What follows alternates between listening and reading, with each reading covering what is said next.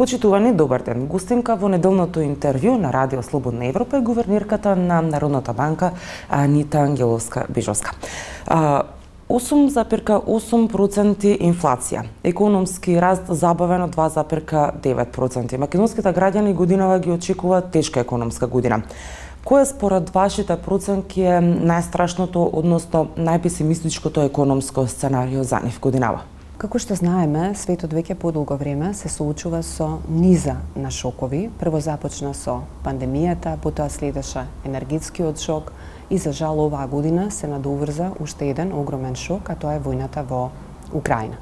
Се разбира, сите овие шокови имаат неповолно влијание, оставаат економски последици врз сите економии во светот, врз глобалната економија, и тоа нивното влијание всушност е веќе видливо преку повеќе канали. Ние како Централна банка направивме надолна ревизија на нашите проекции за економскиот раст за оваа и наредната година. За оваа година очекуваме сега раст од 2,9% наместо 3,9%, кои што ги очекувавме во текот на октомвриските проекции минатата година, а за наредната година очекуваме раст од 3,6%.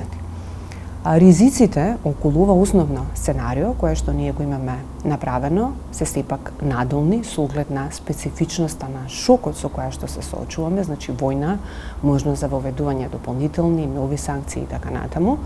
Оттаму, покрај ова основно сценарио, ние направивме и дополнително попесимистичко сценарио.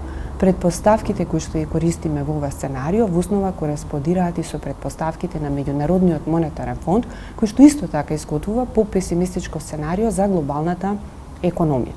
Во основа, резимирано, попесимистичкото сценарио покажува натамошно забавување на економскиот раст, но се уште зборуваме за раст, бидејќи во глобални рамки се уште се очекува раст, а не пад на економската активност, нешто над 1% поен, и слично кај инфлацијата со оглед на природата на шокот. Голем, ова е шок од страна на понудата, значи не е шок од страна на побарувачката, и затоа се очекува на тамошен раст на цените и на примерните производи во глобални рамки, а оттаму кај нас, затоа што ние ги увезуваме тие производи, и тука ефектот би бил нешто над 1% поен повисока инфлација од таа што имаме проектирано.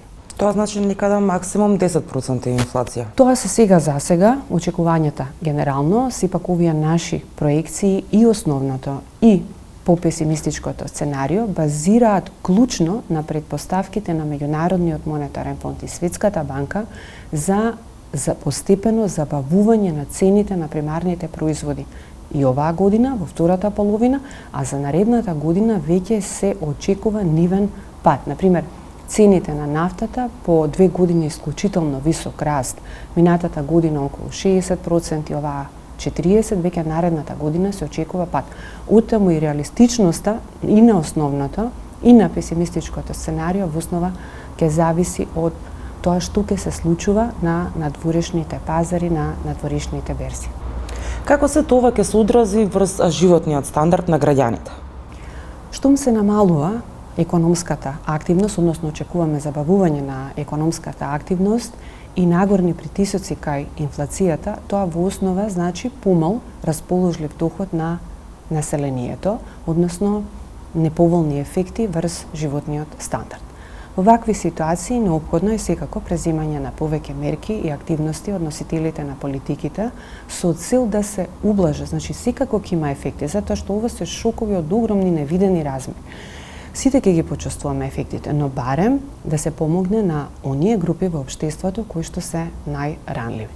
Со оглед на природата на шокот, секако најефективна во овој контекст може да биде фискалната политика, каде што директно може да влие на ублажување на ефектите од овој шок врз животниот стандард на граѓаните, меѓутоа треба да бидеме свесни дека и просторот за реакција на фискалната политика е ограничен во услови на позначајно зголемување на нивото на јавниот долг во текот на пандемијата.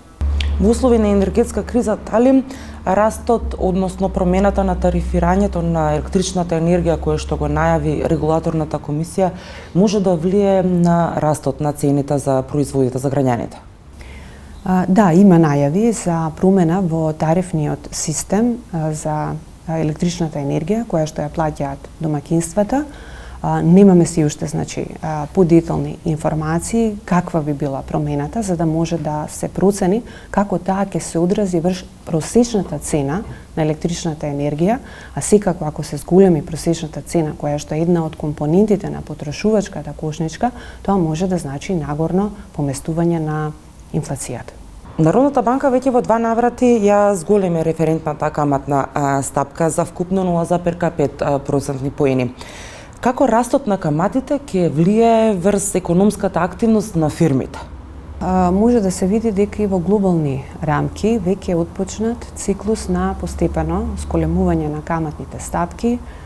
Централните банки во најразвиените економии веќе почнаа со циклусот на затегнување на каматната стапка на Централната банка, а секако ова се прелева и во сегментот на банкарскиот систем, односно кај активните каматни стапки. Слично е и кај нас, сепак ние сме дел од глобалните финансиски текови, тоа што се случува надвор, се случува и кај нас. Во 2 наврати веќе ја зголемивме основната каматна стапка за 0,25% поени, сепак ова е умерено поместување, би рекла, со оглед на целокупниот контекст. Дали може тоа да влијае врз активните каматни стапки? Може да влијае генерално на сите каматни стапки, и на кредитите, но и на депозитите, исто така да влијае во нагорна насока, но сега засега не очекуваме некои поизразени поместувања во овој сегмент, затоа што и промените на монетарната политика се прават постепено. Но јасно е во овој контекст дека циклусот на ниски каматни стапки веќе е завршен и насоката во која што во глобални рамки се движат централните банки, но и меѓународните финансиски пазари е веќе постепено нормализирање, односно враќање постепено кон некои претходни нивоа. Тоа значи дека ќе растат каматите и кај банките? Тоа е насоката. Значи, ако расте каматната стапка на Централната банка, треба да се очекува дека постепено ќе растат и каматните стапки кај банките. И на штедењето, и на кредитите. Но тоа што го правиме е растот да не биде пребрз, сепак да биде умерен и постепен, за да нема поизразени негативни ефекти. Јавниот долг според вашите проценки ќе надмине 60% од бруто домашниот производ, што значи дека според критериумите на Светска банка Македонија веќе влегува во зоната на високо задолжени земји. Што ќе значи тоа? Што ќе предизвика таквата состојба? Добро, во однос на јавниот долг, мислам треба да го согледаме целокупниот контекст и да бидеме реалистични, затоа што нема земја во која што не се зголеми јавниот долг во текот на пандемијата. Впрочем, ако се погледнат податоците во Централна и Југоисточна Европа, јавниот долг без исклучок се зголеми кај сите економии и зголемувањето беше во распон од 10 до 15% поени од бруто домашниот производ. Кај нас некаде 10 до 11% поени се зголеми, значи не е нешто што се случува само кај нас. Секако, тоа не е оправдување дека ние треба да бидеме релаксирани и комотни и да продолжиме со експанзивна политика и натаму. Сега јасно е дека просторот е стеснет, не е доведено со ова прашањето за одржливоста на јавниот долг, впрочем во многу економии ние сме и под просекот на Централна и Југоисточна Европа, но секоја економија треба за себе да води сметка за просторот и јасно е дека е потребна дефинирање на приоритетите, фокус на оние приоритетни групи, оние сегменти или дел од домаќинствата кои што се најпогодени од кризата, а на среден рок враќање постепено на патеката на фискална консолидација со цел да не се доведе воопшто во прашање одржливоста на јавниот долг. Во тој контекст, што им советувате на властите, на кои трошоци треба да скратат? Општо познато е, мислам, секогаш треба да се води сметка трошењето на јавните средства, бидејќи тоа се средства на граѓаните, мора да е фокусирано на трошоци кои што директно влијаат на животниот стандард на граѓаните, ги помагаат.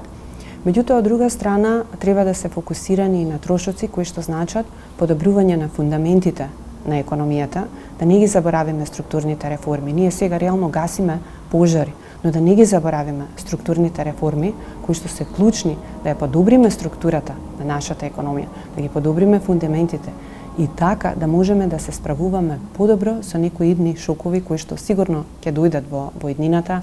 Сведоци сме нели од време на време, тоа се економските циклуси. Затоа е многу важно трошоците при дефинирањето на трошоците да се води сметка за кои се приоритетите, но не само краткорочните, туку и долгорочните приоритети за нашата економија. Можна ли е рецесија ако продолжи војната во Украина? Видете, никој тоа не може да го предвиди. Еве, ако погледнеме што проектираат сите релевантни меѓународни финансиски институции, во моментот никој не предвидува пад, рецесија. Има и песимистички сценарија, како што зборувавме, но еве, дури и песимистичкото сценарио на Меѓународниот монетарен фонд не предвидува рецесија. Предвидува забавен економски раст за околу 1% поен помалку од тоа што го предвидува, значи наместо 3,6% раст, околу 2,6%.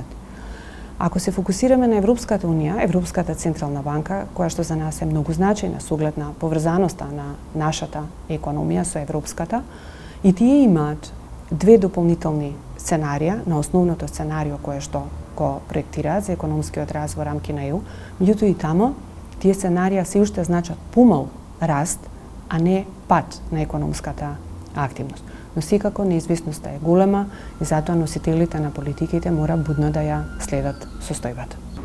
Ви благодарам за разговорот. Ви благодарам и на вас. Вам, почитувани, ви благодарам што го следевте неделното интервју на Радио Слободна Европа. До гледање.